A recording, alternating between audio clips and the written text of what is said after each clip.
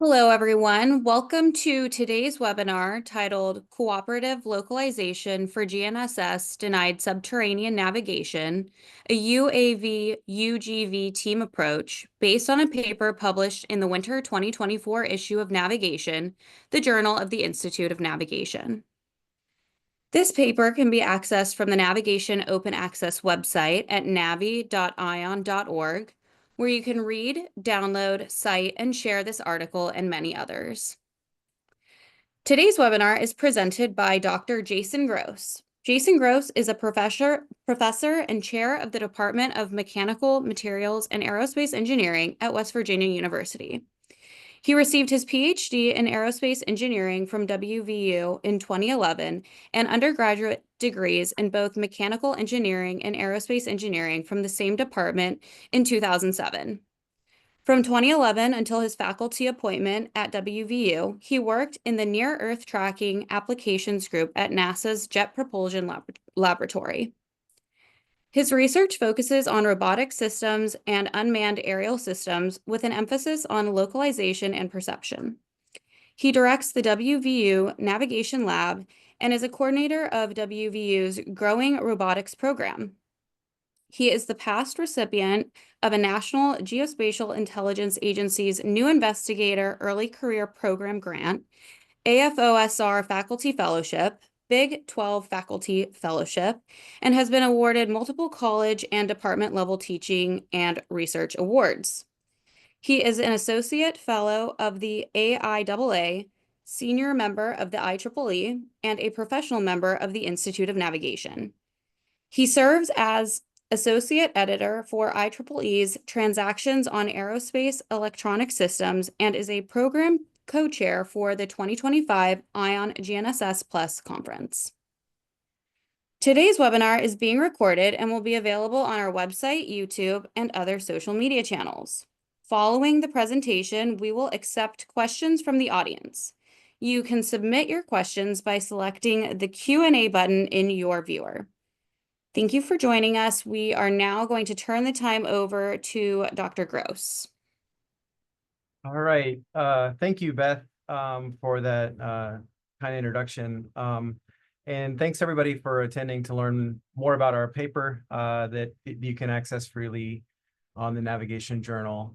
I want to start by I asked, so this, I'm the kind of faculty supervisor to a group of students who have done a lot of the heavy lifting on this research. So two of my current PhD students, David and Uthman, led the experiment design and implementation of our filters and estimators and the analysis on this paper. And my former PhD student, who's now working on localization and industry, Shunak, also helped with some of the software implementation of our tests and data analysis. So I want to thank them, and they'll be here joining me to correct me if I get out of line on anything, and also help if we have questions that they may have. I do want to say that David has a class at 12:30 Eastern time, so he might drop off right when he's needed for any sort of questions, right? But I just want to acknowledge them and say that this has been a really happy to have them, and they kind of took a lot of the workload on this particular research.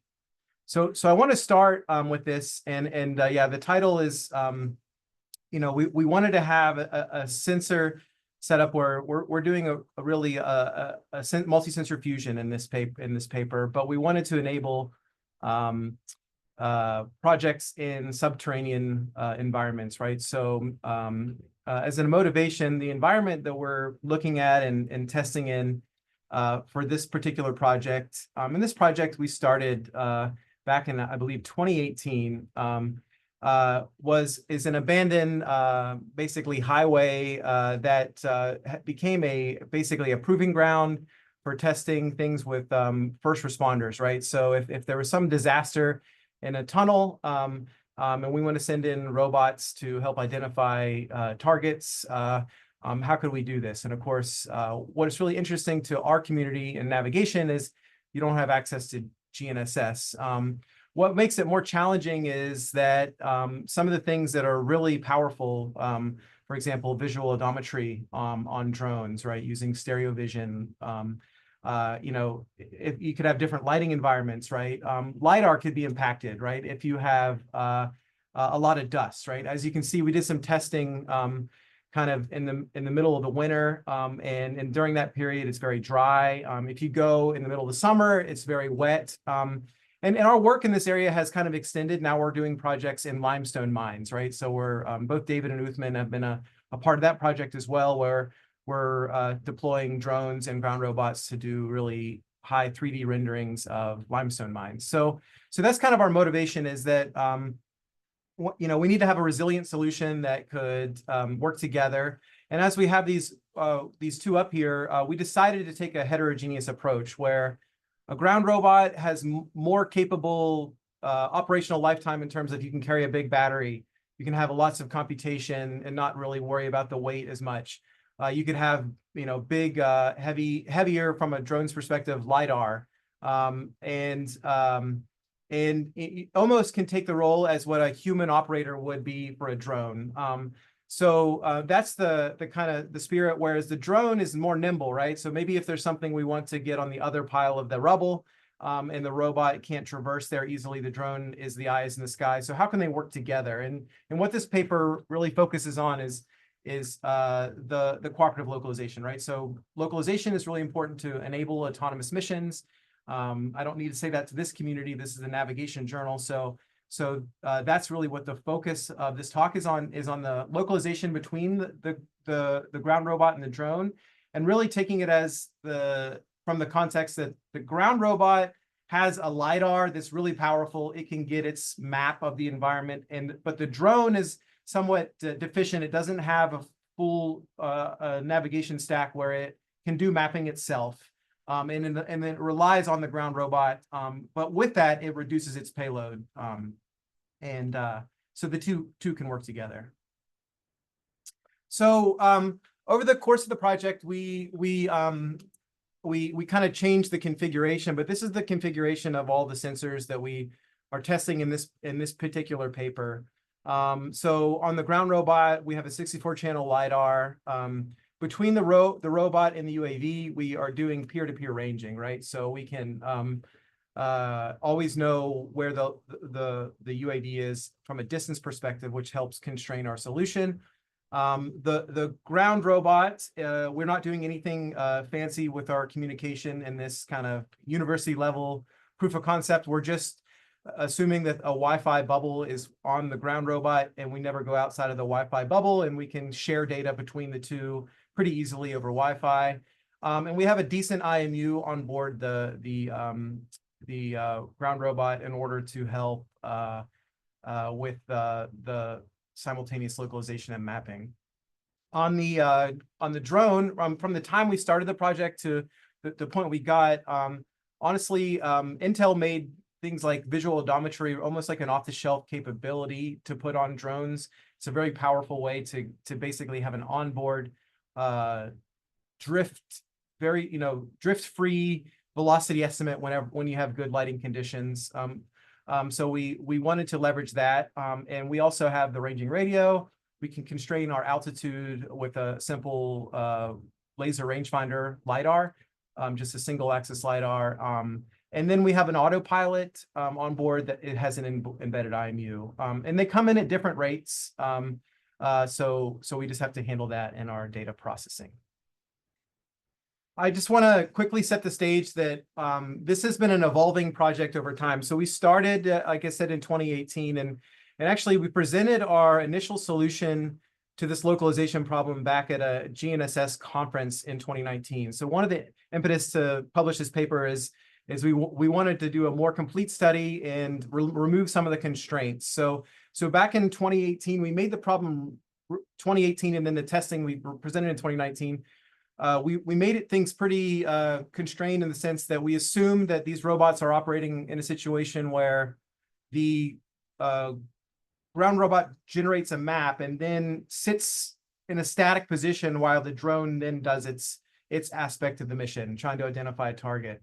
What that does, if you have no motion on the ground robot, it really simplifies the cooperative localization. You don't have to have a real-time estimate of the localization of the ground robot. When you're doing things like lidar tracking of the drone, or back then we were doing camera tracking of the drone, you don't have to assume any motion, so you don't have to account for any frame changes. So we it took a while. It took until 2023 till we tested our configuration that we're testing today.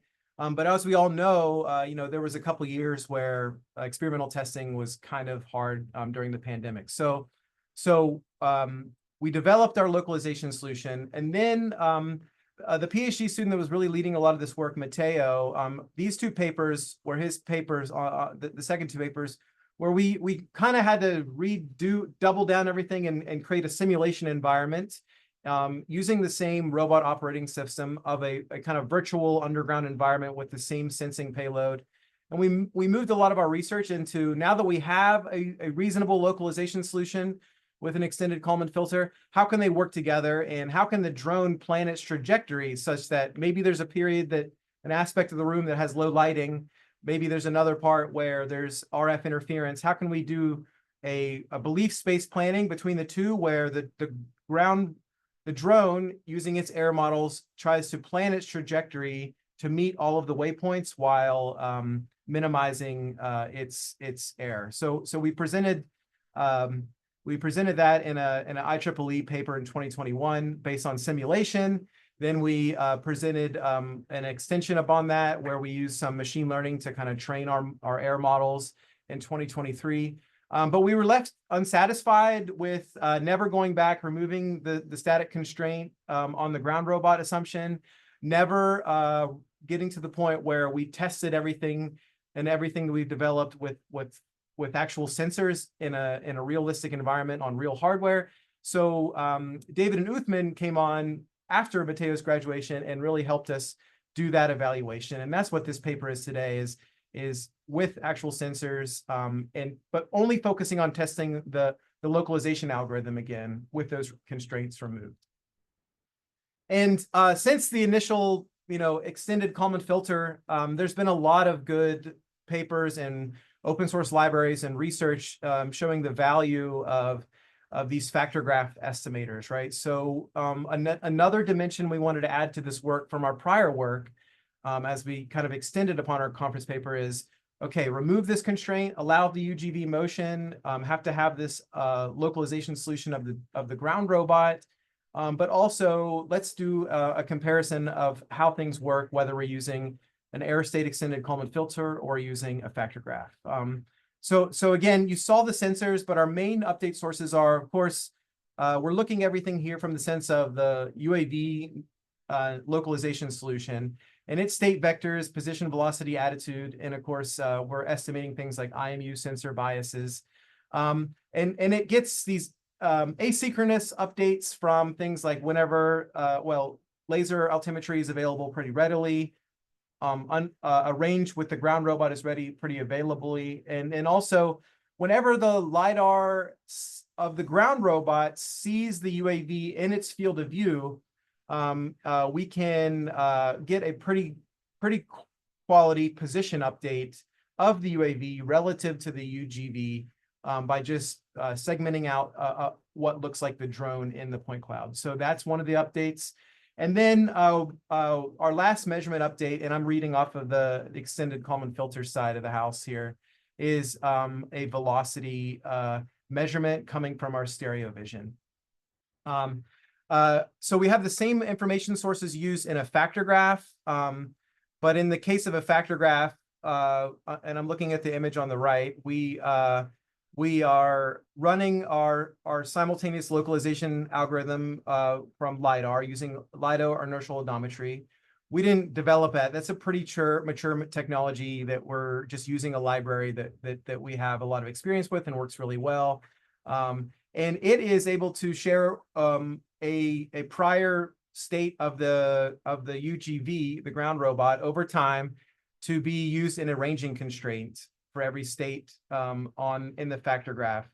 In addition to that, we have two other constraints coming from our altimeter. and from our velocity estimates from the visual odometry. And of course, we're using the IMU data to bridge between the states. So each of these factors, if you've never used a factor graph, we're using the Georgia Tech Smoothing and Mapping Library. Range factors, pre-integrated inertial navigation factors between measurement updates, elevation factors, and just being able to do a prior constraint on position. All of these are readily available. So we just kind of were able to integrate and test our solution pretty readily. And we're running our factor graph in an incremental manner. So we're incrementally building the graph and solving for the position, velocity, and attitude. All right. So this gives you a sense of the testing environment. So another thing that changed as the project evolved is we were able to secure for a lot of our robotics faculty at WVU a large indoor motion capture facility. So what you see here is we wanted to test this where we had a reasonable or actually a very accurate ground truth for both the position of the ground robot and the UAV and the attitude. So this is a infrared camera tracking system that has 30 cameras that are creating a real-time solution that is very accurate, centimeter level accurate on the position of both the ground robot and drone that we could independently test against in our when we run our estimators. And as you see, as I mentioned, during our experiments, we just wanted to have both the UAV and UGV in motion, right? So as opposed to our previous approach where the ground robot was kind of sitting in the middle of the floor as a static mothership, now we wanted to provide the freedom that they could both move. We did experiments where I want to be really clear, and we tried to make this clear in the paper. The drone's control feedback is not off of our localization solution. The drone's control feedback, how it's flying autonomously in this, is off of the motion capture sensors. And we are collecting all the data needed to generate our localization solution. So we're testing with real sensors in a real environment, but we are not fully closing the loop. That is kind of future work on getting a good enough solution that we could just fly autonomously directly with our solution. All right. As I mentioned, we're leveraging some work that's out there in open source library for our lidar inertial odometry. This is a pretty popular package. It gave us a sub-meter accuracy, mainly on the to the level of, let's say, on an individual axis, less than half a meter RMS error. And you'll see this later. Of course, when we describe our solution, these errors are kind of eaten into our solution, right? So we would not expect for our relative localization to get better about that because our ranging is based on something that has some uncertainty.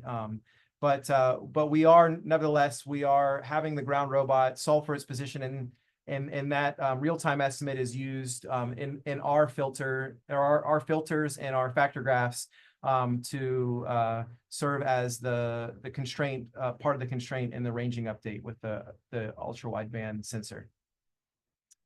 Another thing I want to point out, and this was kind of something that it changed as we evolved from having a static ground robot that simply is able to, we're able to do a manual flight where, of course, the drone is in the field of view of the lidar a lot, and we don't really constrain. So the drone is coming in and out of the lidar's field of view. And remember, lidars are kind of optimized to make sure you're not going to hit a pedestrian. So they have a downward, 15-degree downward looking field of view, only 5-degree up field of view. So in practice, the lidar updates we were getting, once we had the drone in the field of view, we were able to segment it out, kind of cross-validate it that, okay, it's at least the same range as the UWV, and then check against like a simple volume constraint that, it's not something that's definitely not the UAV, but it has a UAV-like shape in terms of how much volume we're segmenting out in a particular cluster. In practice, we did not see like a very regular level of lidar updates. So we periodically would get some position constraints, and these little red dots that I'm seeing, they're kind of hard to see on this image, but we periodically would get a constraint on the position from our LiDAR sensor. And we'll see, maybe this is one of the benefits of doing these incremental graphs. The factor graph was able to leverage this information really well, whereas an extended Kalman filter, and I'm kind of giving away some of the key findings, but when extended Kalman filter has these, periodic updates and it's not optimizing over the entire batch up to that point, it doesn't do as good of a job of using that information. So we see one discrepancy, and something that was actually in error, but actually is we would love to see a lot of position updates, but in reality, these would be operating together where you would not have a guarantee that the ground robot is going to see the UAV. So one thing I want to point out is that Uthman did actually start as a master's student, and some of his work also presented at a prior Institute of Navigation IEEE plans conference, was to replace our basic using k-means clustering and then looking at for drone-like objects and then comparing those to how far they are away from the UGV with respect to comparing to the ultra-wideband sensor. Uthman did one that was trying to directly use a classifier, a 3D point cloud machine learning algorithm, and showed that he was able to get better sensitivity, but we were not able to get that to run in real time. That was more of a post-processing exercise at this point, so we don't have that leverage. But it's something that we acknowledge and point out in the paper as you're looking at it. So just jumping to some of the results that we got, we were able to, once you combine all of these sensors, and we were doing this in an environment that was well lit, there was no dust, right? So things like visual odometry work really well, right? So when you do everything together and you leverage all these multi-sensor fusion, you get really good localization performance. So you're going to see our RMS results, but we're like, within a half-meter RMS 3D. Whether we use an extended Kalman filter or a factor graph, right? So of course, when everything's working well, whenever you have regular updates, you're not going to see a big difference between these. It's not like that. There's, that, and that's kind of expected. What you do see is that, as the factor graph is able to access more and more data, the solution is smoother.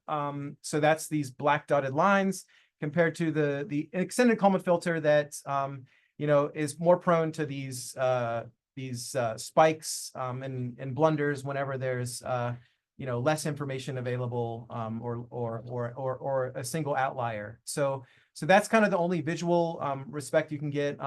For attitude, these are short flight tests, so we're only talking about a couple minutes of flying, but so our MIMS IMU was reasonably good. So whether you look at the estimated or not, you see pretty good pitch roll and yaw estimation, whether we're talking about the extended Kalman filter or the factor graph. We look at this as a kind of a sanity check. If we have our, all the states are linked to each other. So whenever if you have a really reasonable looking position solution, but it's causing your attitude estimates to look really off, maybe there's something wrong, right? Or you're over tuning or something in your estimator. So when everything's working well, the results are pretty comparable, right? And we're going to talk a little bit more about the differences here as we look at the results. So I'm showing in these two slides only one of our experiments. We did two different experiments just to kind of have some level of repeatability. And what we decided to do in addition to that is say, okay, well, some of our original motivation was to consider situations where, maybe you're in that initial environment where things are dusty and the lidar is unreliable, or the visual odometry becomes unreliable because it's dark. So let's kind of like start with just dead reckoning. So like IMU only on the left, and then start adding our different measurement updates as we move to the right. With, of course, the most beneficial measurement update is going to be whenever you constrain your velocity, and it's kind of a non-drifting thing from your computer vision on the UAV. And then following that, you get a really powerful information from the ultra wideband radio, constraining your solution. And then, of course, getting direct position updates from lidar are going to be valuable. So how do the estimators compare? And what we're looking at this table is just looking at, again, this is for experiment 1, looking at the extended Kalman filter or the factor graph optimization. And what we see is that in green with the factor graph, that some of the bigger differences we see between the estimators, and again, I'm just focusing on the 3D error. We have error on each of the axes, and also the attitude errors are all pretty small.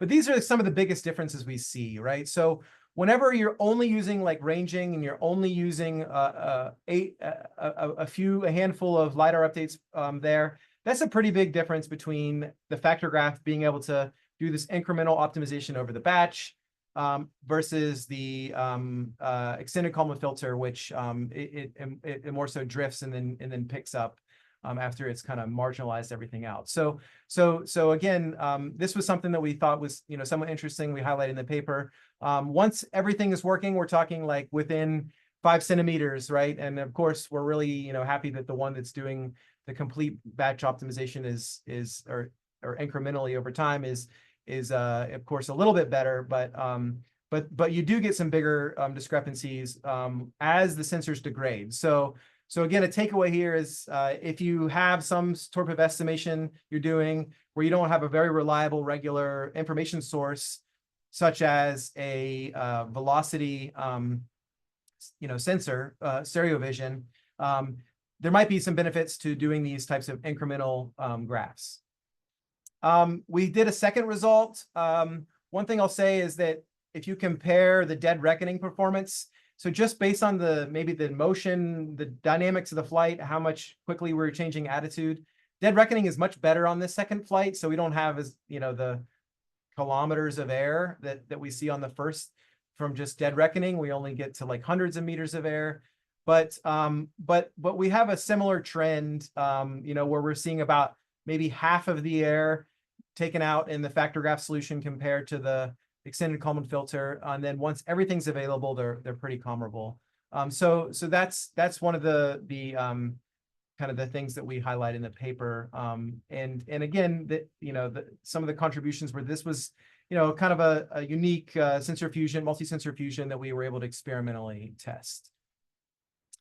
So as you think about factor graphs, of course, this is kind of incrementally building over time. So our incremental solution has access to all the data at the end, but halfway through the run, the graph size is halfway. So this is a sense of how quickly this graph grows, and you can see that the trend is pretty linear in time. And you may also ask, okay, like how feasible it is to keep growing this graph forever. And at some point, you can see that we could still get, about a 20 hertz optimization, 50 milliseconds. We could get a solution running at 20 hertz to provide us a solution. So this is a pretty small problem, all right? So having the thoughts that you can process all data at every time step, it is kind of more feasible on a reasonable computer. Of course, this is just on a desktop computer, what we mentioned in the paper, but yeah, the latency for processing this is not something that was that prohibitive. So we wanted to include that dimension in the paper as well.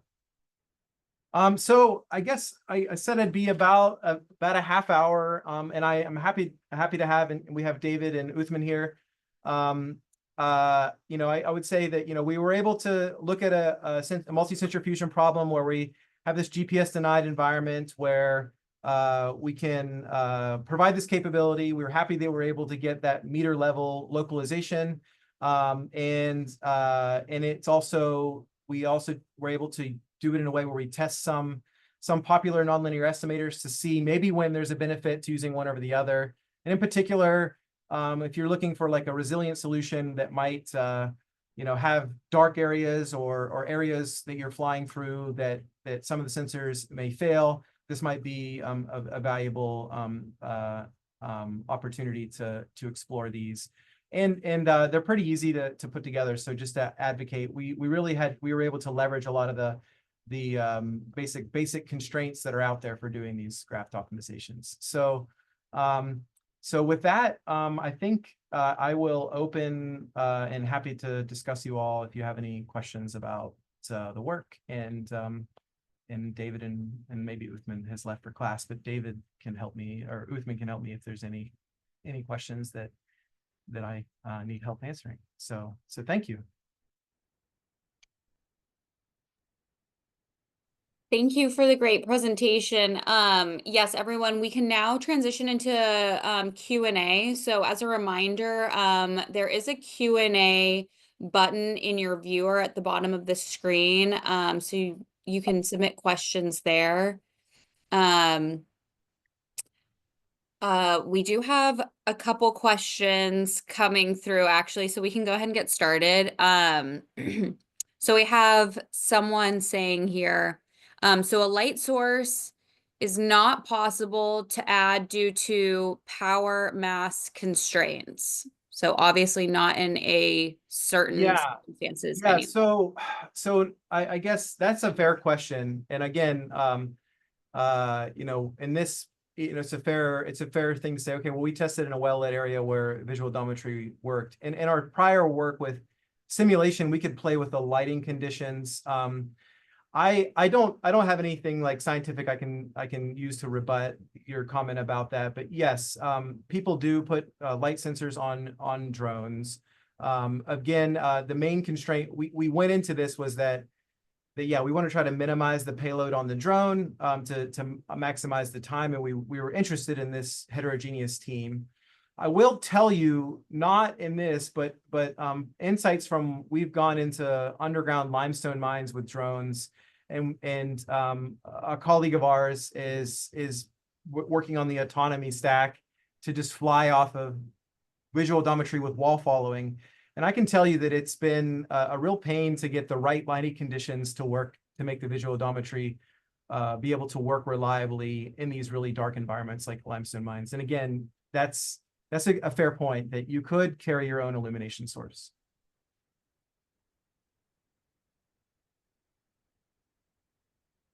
Next question we have here is there an intuitive explanation why factor graphs work better than EKF? So I would say that the factor graph has a couple things that it can do that the extended Kalman filter in this case is not trying to do. One, it's incrementally building a solution over time, and it has access to all the data. So if I look at this where we've had very sparse LiDAR updates, it's able to optimize over everything up to that particular time. So it tries to keep into account a constraint from 10 time steps ago, for example, this really powerful LiDAR constraint, and find the best solution that fits all of the available constraints up to this time. That is what the extended Kalman filter does, but it marginalizes out everything and puts it into one state and one covariance matrix. Whereas the factor graph is doing this, and not only doing this, it's also iterating and relinearizing everything as it's optimizing the trajectory. So I would say the takeaway is it has access to more data. It's also relinearizing the states as it needs to, and it also is doing multiple iterations as you would expect in an optimizer, right? So you can, of course, tweak and tune how many times to iterate, how often to relinearize, and all of these things in order to make the solution better, but maybe less real time. But those are some of the reasons why it works better in this case.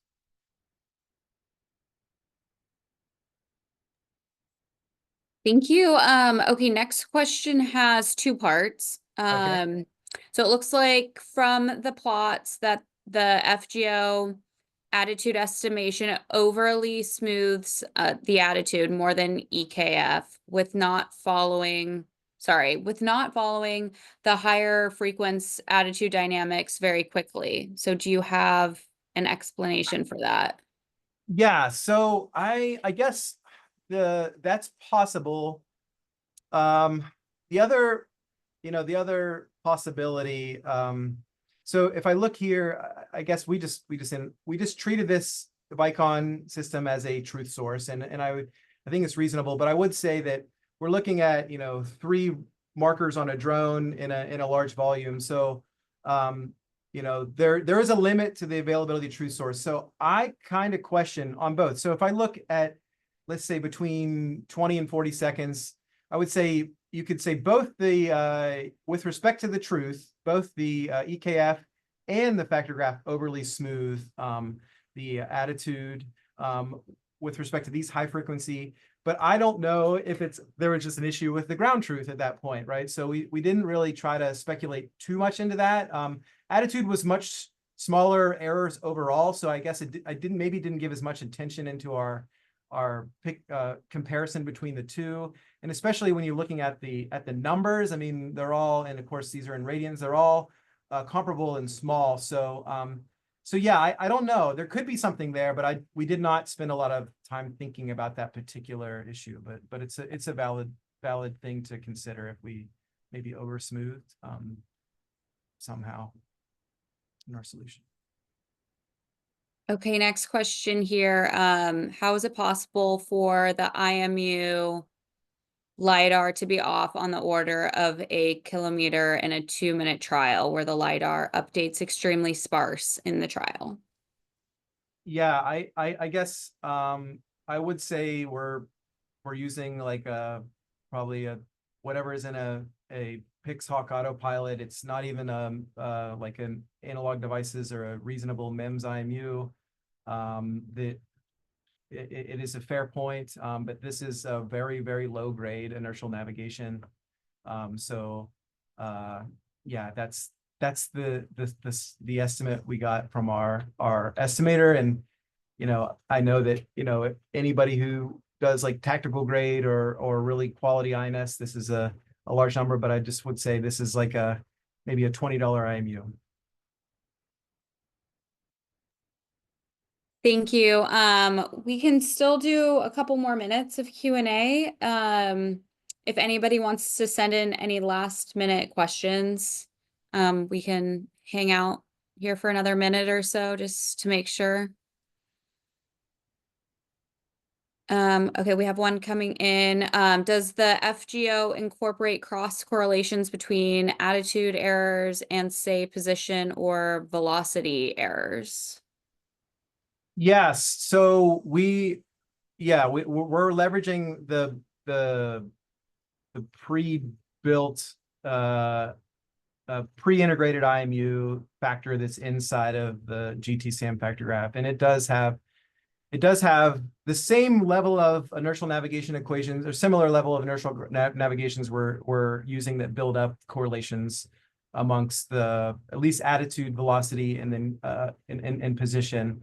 Of course, and we did put all the INS equations in the paper mainly just because we're not doing anything that's like we know where we are on the surface of the Earth, and we know how much how we don't have the error terms with the Coriolis and Earth rotation or anything like that. That's also not in the factor graph, but the general linkage between velocity and attitude that is really powerful in any Kalman filtering or estimation with GPS INS or anything like that is being leveraged, and I think that's why we have pretty good performance. Well, great. Thank you, Dr. Gross, for your presentation, and thank you everyone for joining us for today's webinar. So as a reminder, a recording of this webinar is going to be posted to our website and YouTube tomorrow, so on the 17th. And thanks again. We look forward to having everyone back next time for another ION webinar. All right, thank you.